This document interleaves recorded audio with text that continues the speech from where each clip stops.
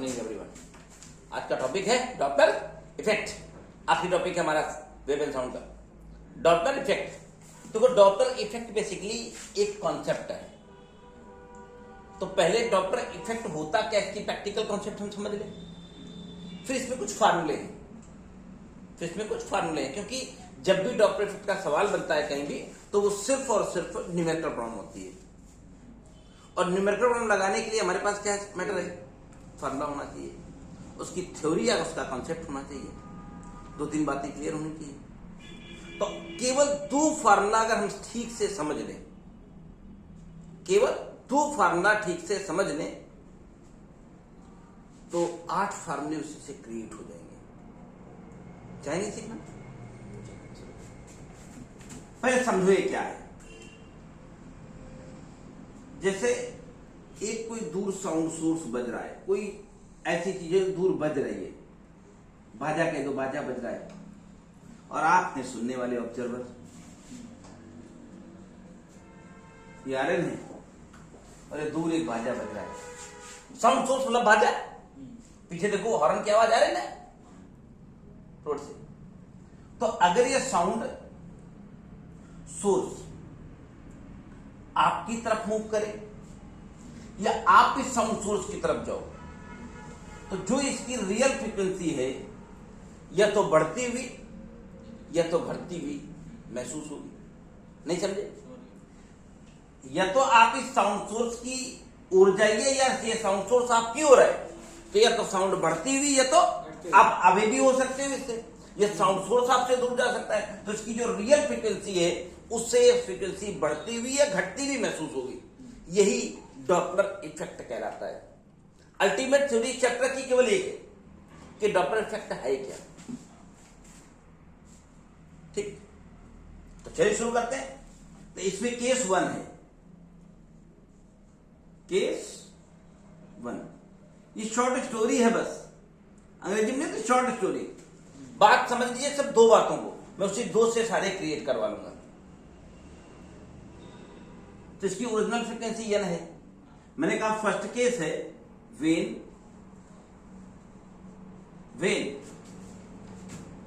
Source moving towards observer, source moving towards observer, towards observer,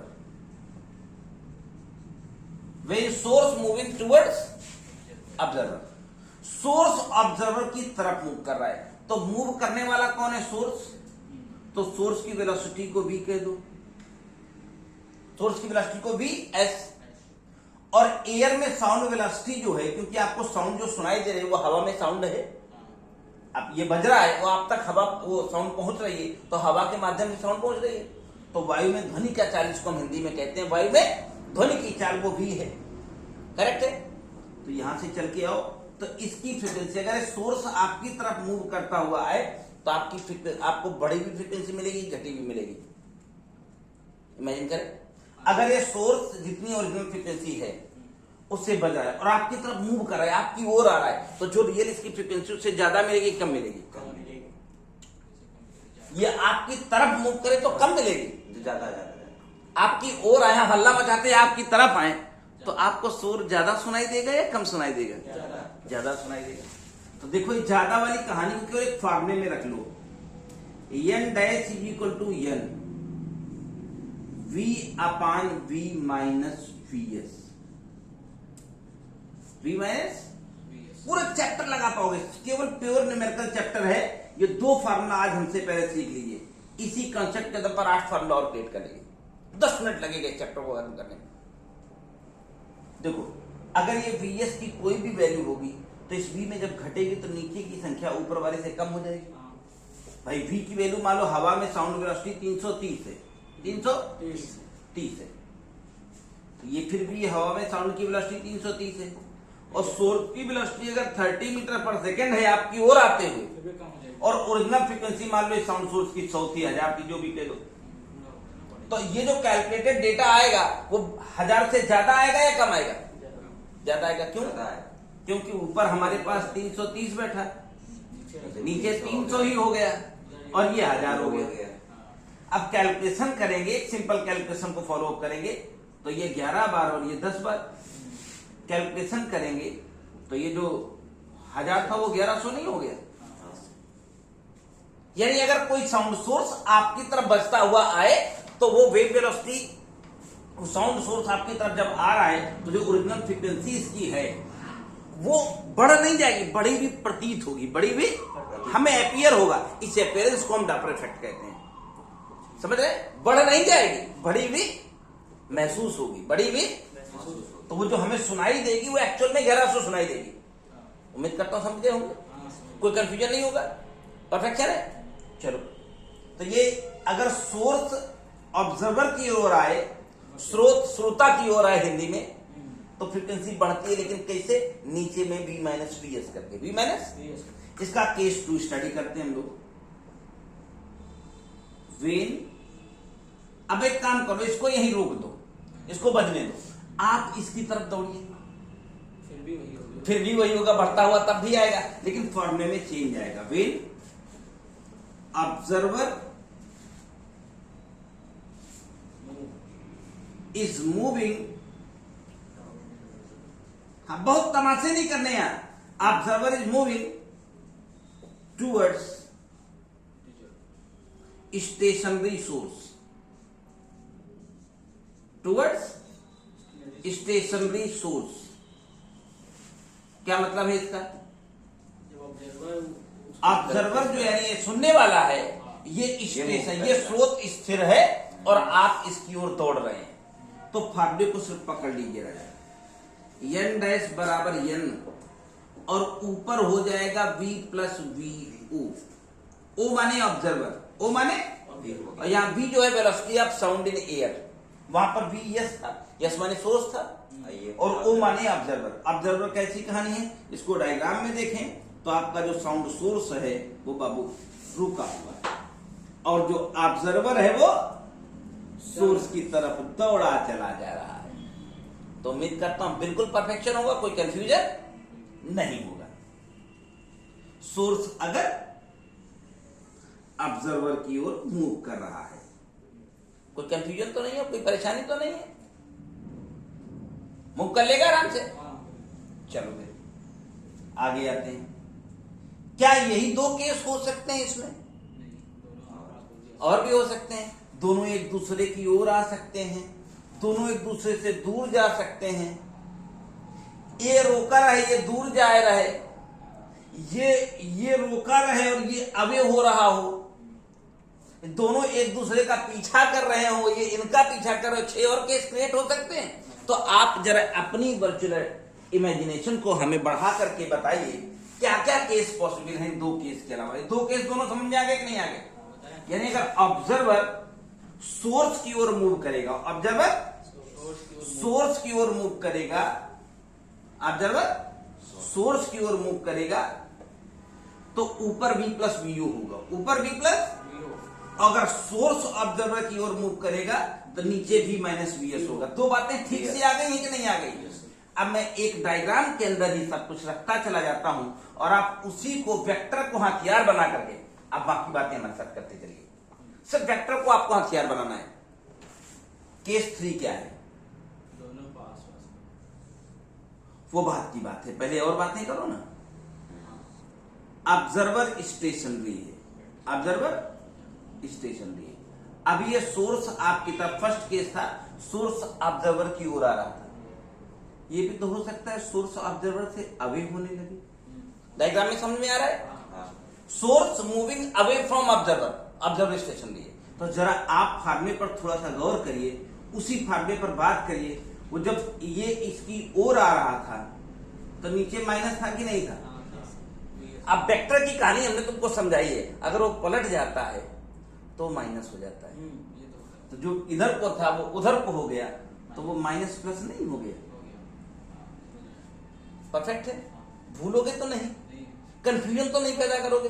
2 बातें याद रखो, ये इसकी ओर आ रहा हो तो यहां माइनस माइनस हो, और अबे होने लगा तो मैं कह रहा हूं जी एडवांस के लेवल का सवाल फुड़वा दूंगा।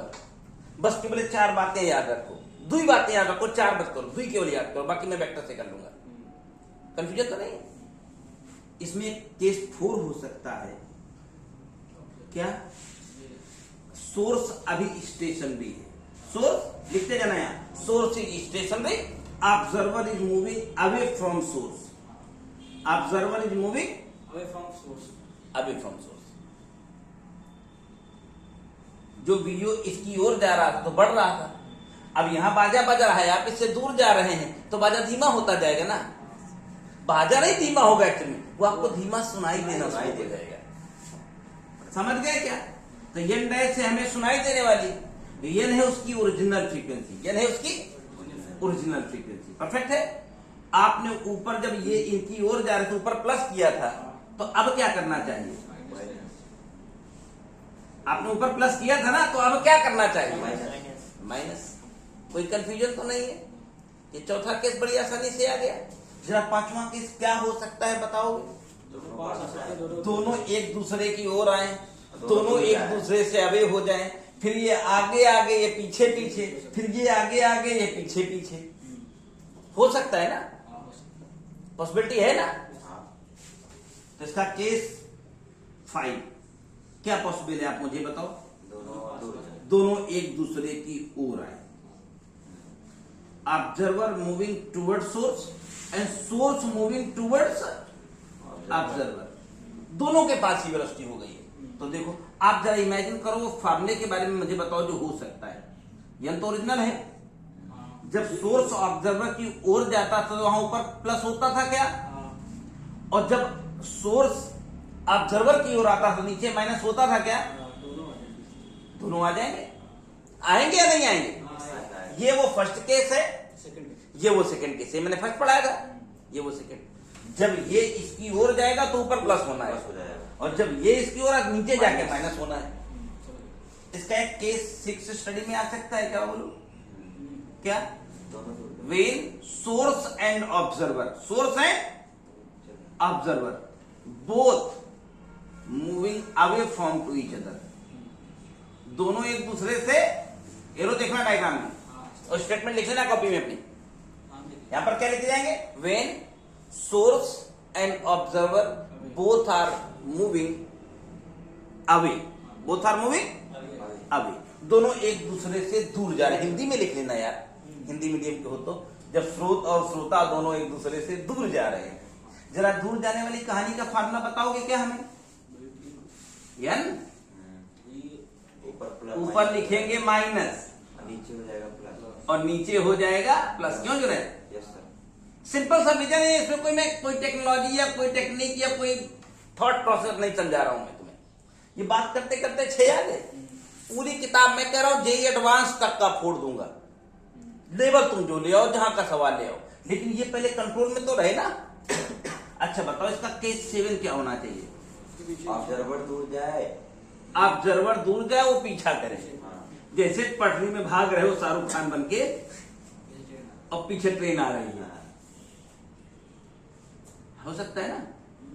या ट्रेन पहले कह दो आगे आगे को जा रही है, सोर्स मूविंग अबे और एक शाहरुख खान पीछा कर रहा है, सिमरन सिमरन चिल्ला चिल्ला, ये भी तो हो सकता है। और दिल नहीं देखे दिल वाले दुल्हन ले जाएंगे, वो ट्रेन जाती है तो पीछा करता है, तब ट्रेन तो सारन देख ही चलती है, तो ट्रेन आगे बढ़ रही है, शाहरुख खान पीछा कर रहा है। तो बताओ जरा इमेजिन करो क्या क्या हो सकता है। यानी ऑब्जर्वर तो सोर्स की ओर जा रहा है और सोर्स ऑब्जर्वर से अवे हो रहा है, सोर्स ऑब्जर्वर से। तो जरा इमेजिनेशन करके बढ़ा करके मुझे बताओ फार्मूला क्या होना चाहिए? सोर्स मूविंग टुवर्ड्स, यानी ऊपर प्लस रहेगा, क्या बात है, शाबाश, और नीचे भी प्लस हो जाएगा, नीचे भी काहे? क्योंकि सोर्स हो रहा है अबे और ऑब्जर्वर जा रहा है घुसने। अब सिमरन तो चली गई उसकी, तो बेचारा खुदकुशी करने के लिए ट्रेन पर आ जाएगा पटरी पर, क्या कहते हो? उसकी सिमरन चली जाएगी तो बेचारा शाहरुख खान कहां जाएगा? शाहरुख खान अब आगे आगे दौड़ेगा और ट्रेन पीछे से आएगी। अब एक ट्रेन थोड़ी ना है, जब सिमरन चली गई तो शाहरुख खान क्या करेगा बेचारा?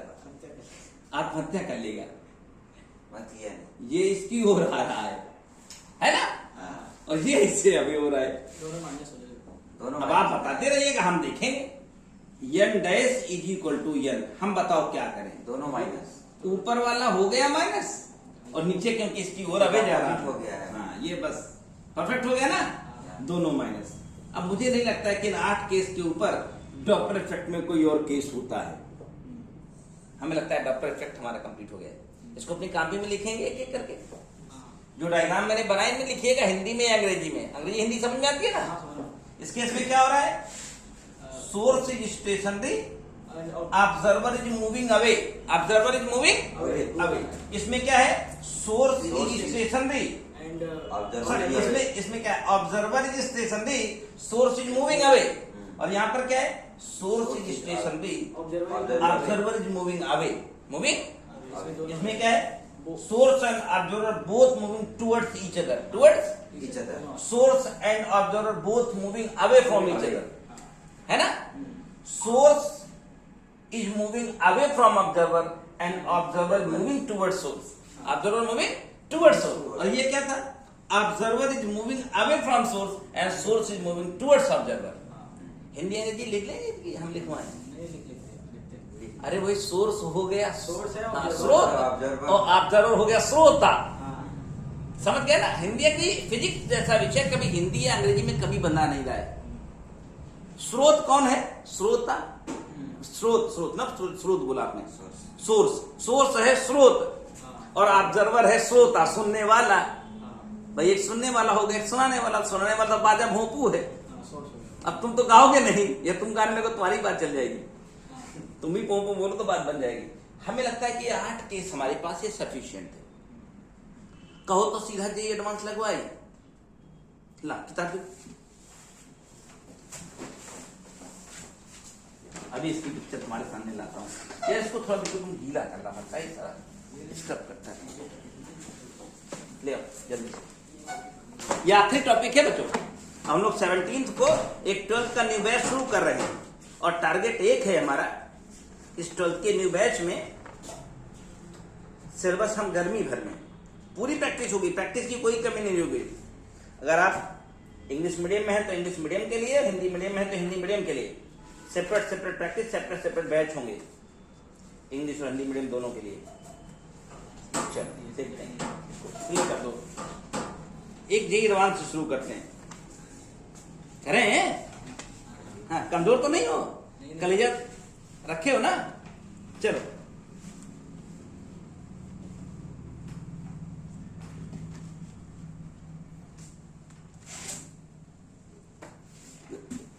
अब हिंदी वाली किताब है तो हिंदी में सुनना पड़ेगा। एकदम सीधा सवाल होता है, कोई कंफ्यूजन नहीं होता है। नीट नहीं पूछ रखे हैं क्वेश्चन, जी मेंस नहीं पूछ रखे हैं, सबने पूछे। फिर जब प्रैक्टिस करते रहोगे तो और केसेस भी आएंगे, 1-2 एंगल वाले केस आएंगे, वो न्यूमेरिकल प्रैक्टिस के दौरान आएगा।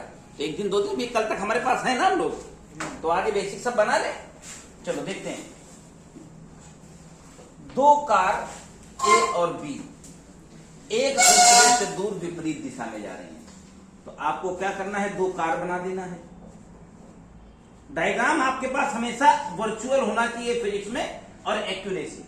2 कार हैं, एक का नाम ए है, एक का नाम बी है, एक दूसरे से दूर जा रहे हैं, एक दूसरे से दूर जा रहे हैं। दोनों कार पृथ्वी के सापेक्ष 20 मीटर पर सेकंड से चल रही हैं। इसकी भी रफ्तार 20 मीटर पर सेकंड है और इसकी भी रफ्तार 20 मीटर पर सेकंड है। सुनेगा, यदि कार ए में बैठा प्रेक्षक, इसके अंदर कोई आदमी बैठा है, मतलब प्रेक्षक होगा तो सुनने वाला यही हो गया। कार ए में बैठा प्रेक्षक कार बी से आने वाली ध्वनि 2000 पाता है। साउंड सोर्स पैदा करने वाला ये हो गया, बाजा इसने बजाया, पो हॉर्न इसने बजाया है। इसको जो सुनाई दे रहा है वो यन डैश होगा, वो यन नहीं हो सकता है, वो क्या होगा, यन डैश होगा। और जो सुनाई देता है वो कितना है, 2000। जो सुनाई देता है वो कितना है, 2000। करंट डी की वास्तविक आवृत्ति क्या है, और वायु में ध्वनि की चाल 340 है। 300। अब ये कौन सा केस है मुझे बताओ। बाजा यही हो गया, दोनों अवे हो रहे हैं, दोनों अबे हो रहे हैं दोनों। अबे हो रहे हैं। तो बताओ अबे होने वाला कौन सा फार्मूला है राजा? एन। ए भाई साहब ऑब्जर्वर है, अबे हो रहे हैं तो माइनस होना ही होना है। ये इनकी ओर आता सोर्स, तो नीचे माइनस होता तो फिर नीचे प्लस हो जाएगा क्या? बोलो ना, अभी यही पढ़ के गए हो। ये दूर जाए तो ऊपर माइनस, ये पास आए तो नीचे माइनस, और दूर जाए तो प्लस। एक ओरिजिनल कंसेप्ट को क्लियर करो। तो जो इन्हें सुनाई दे रही है वो कितनी है? 2000। तो दोहरा ओरिजिनल तो नहीं है, नहीं। तो वही ओरिजिनल इनकी क्या थी पता लगानी है। ज्यादा होगी ओरिजिनल वाली, ओरिजिनल वाली ज्यादा होगी। हाँ, तो ये चाहिए मुझे। v की वैल्यू 340 है, 300, 40। और vo और vs दोनों ही 20-20 है।